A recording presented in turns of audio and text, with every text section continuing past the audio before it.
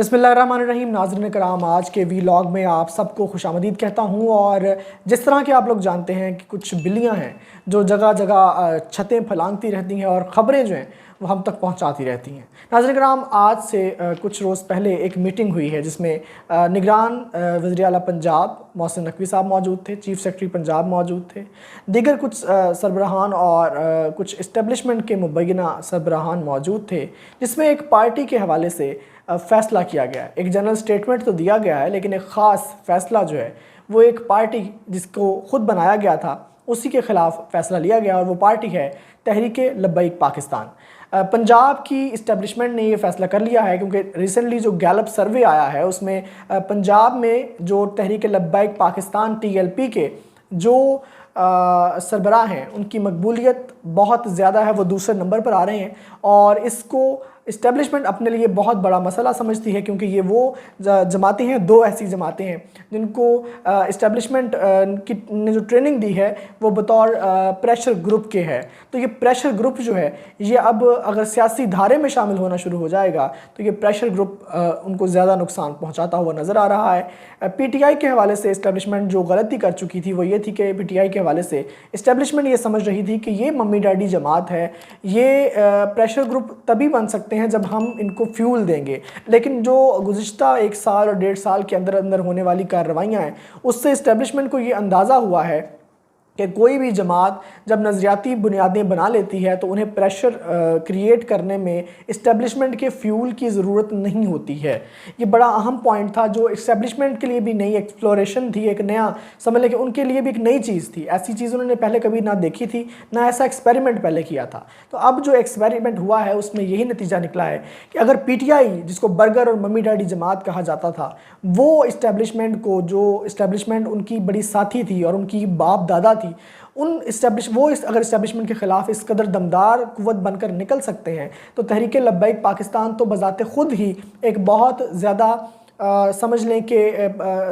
शिद्दत आमेज़ pressure group है और अपनी एक पावर रखता है। और जितनी वालिहाना अकीदत TLP के कारकुनान TLP से रखते हैं, ऐसी मिसाल किसी और सियासी जमात, मजहबी सियासी जमात की भी इवन नज़र में नहीं आती है। तो ये फ़ैसला कर लिया गया है कि TLP को अब क्रश करना है, नंबर 1 बात। नंबर 2 बात, ये भी फैसला किया गया है कि जो एक पर्सोनीफाई किया गया था, एक ग्लोरीफाई, तो आप लोग जानते हैं कि जो जिस तरह से खादिम रिजवी साहब को और उसके बाद अब साद रिजवी साहब को जिस तरह से उनकी हाइप क्रिएट की गई, उनको बहुत जो है वो मसीहा बनाकर दिखाया गया और जिहाद और इस्लाम के हवाले से जो कहा गया कि वो बहुत अमेजिंग पर्सनैलिटी हैं, बड़ी अच्छी हैं और बड़ी जो है वो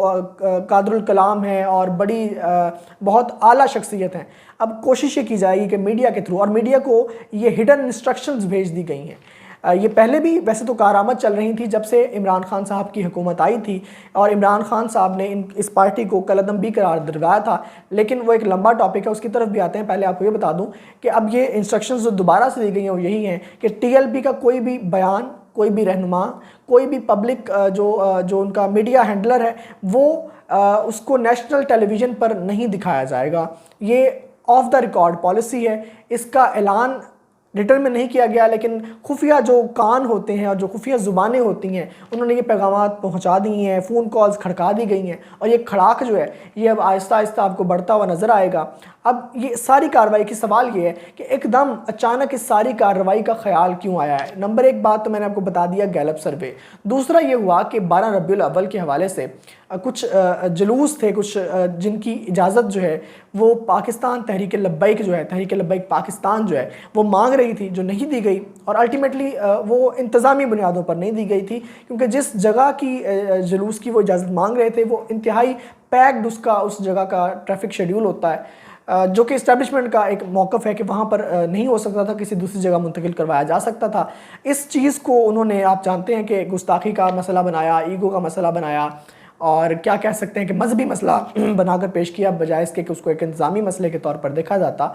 तो हुआ ये कि इन लोगों ने, टीएलपी ने कुछ तोड़ फोड़ की है जो कि इस्टेब्लिशमेंट की एमा के ख़िलाफ़ है। इससे पहले जितनी भी मुबैना तौर पर तोड़ फोड़ होती रही है उसमें इस्टेब्लिशमेंट अगर सपोर्ट नहीं कर रही होती थी तो खामोशी इख्तियार करती थी या किसी न किसी हद तक एक इशारा करवा के रखती थी कि ठीक है यार आप लोग अपना काम करें। इस दफ़ा ऐसा नहीं हुआ था और फिर भी ये जो धरना और ये जो हुआ है इससे इस्टेब्लिशमेंट परेशान हुई है और इस्टेब्लिशमेंट ये समझ रही है कि अगर गैलप सर्वे की रिपोर्ट के बाद अब इनको क्रश ना किया गया और इन पर जो है वो बंद ना बांधे गए, इनको रोका ना गया, इनके रास्ते में रुकावटें खड़ी ना की गई, तो ये हो सकता है कि मुमकिन तौर पर ये पाकिस्तान की अगली तहरीक तालिबान बनने की तरफ कदम रखे। तहरीक तालिबान अफ़गानिस्तान की तर्ज पे, क्योंकि वो भी एक इस्लामी निज़ाम चाहते हैं और ये भी एक इस्लामी निज़ाम चाहते हैं। और उन्होंने जिस तरह के नारे लगाए बेसिकली उस तोड़ फोड़ में जो 12 रबीउल अव्वल के जुलूस ना होने के ख़िलाफ़ था, तो वो एंटी इस्टेब्लिशमेंट थे, एंटी रियासत थे। और आप जानते हैं पाकिस्तान में रियासत का लफ्ज़ किसी एक ही इदारे के लिए इस्तेमाल होता है, तो उन्हीं के ख़िलाफ़ वो नारे लगाए गए थे। तो खादिम रिजवी साहब कहते होते थे कि अपने नहीं पै गए हो, तो वह यही है कि टीएलपी जो है वो अपने नहीं पै गई है और अपने पैन का नुकसान उन्होंने यह होएगा कि हुण टीएलपी जी है तुहानू रीसेंट फ्यूचर से जी है ना वो अगे आंदी नज़र नहीं आएगी और उसकी वजह मतलब अवामी हल्कियां जो उनकी सपोर्ट बढ़ सकती है, लेकिन इस्टेब्लिशमेंट जी वो फैसला कर चुकी है कि टीएलपी नू असी जो क्रश करना है। लिहाजा इस तो अगे अगर चलीए, अगर गल करिए पाकिस्तान तहरीक इंसाफ के चेयरमैन की पीटीआई चेयरमैन इमरान खान की अगर बात करें तो उन्होंने जी नाअहली है तोशाखाना केस के अंदर जी उन्होंने नाअहली हुई है ਉਹਦੇ ਅੰਦਰ इमरान खान साहब की बारहा कोशिश है, क्योंकि हुण इलैक्शन कमीशन ने हल्का बंदियां भी फाइनलाइज करतियां और 27 अक्तूबर की डेट दी है जिसके अंदर हल्का बंदियां जिहड़ियां ने उन्होंने फाइनलाइज करके फाइनल जी शक्ल उन्होंने दे दी जाएगी। उस तो बाद होने ने कागजात नामजदगी जमा और कबूल होने ने मंजूर होने ने। इमरान खान साहब चाहते हैं कि इस कागजात नामजदगी की जी कार्रवाई है उस तो पहला इमरान खान साहब जोड़े ने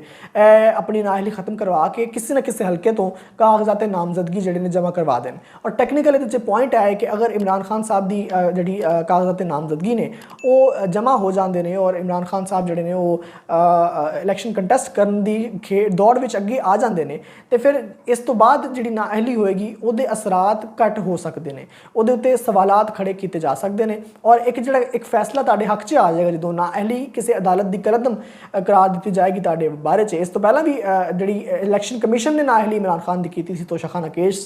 च पिछले साल नवंबर च वो भी नाअहल हुई सी, वो भी कलदम हुई सी, लेकिन अब जो नाअहली दोबारा से हुई है ये अब कोर्ट की जानिब से हुई है और अगर इसको कोर्ट रद्द करेगा तो ये जो केस का फैसला होगा जिसमें इमरान खान साहब की नाअहली ख़त्म की जाएगी उसको बतौर रेफरेंस इस्तेमाल किया जाएगा, हवाले के तौर पर इस्तेमाल किया जाएगा कि वो अगर कहीं और कागजात नामजदगी जमा कराने के बाद भी कहीं नाअहली हो जाती है तो ये फैसला दिखाया जाएगा कि जनाब आप लोग जो हैं ये इस फैसले की बिना पर नई जो नाअहली होगी उसको भी कलदम करार दें। लिहाजा इमरान खान साहब ने इसके खिलाफ जो है वो इस्लामाबाद हाई कोर्ट में अपील कर दी है और कहा यह है कि जो मेरी नाअहली है, इमरान खान साहब ने अपने वकला के ज़रिए ये पैगाम दिया कि जो मेरी नाअहली है वो गैर कानूनी है और उसमें रियासत को फ़रीक बनाया जाए, यानी रियासत जो है उसमें फ़रीक बने क्योंकि तोशाखाना केस है और रियासत डायरेक्टली इन्वॉल्व है। जो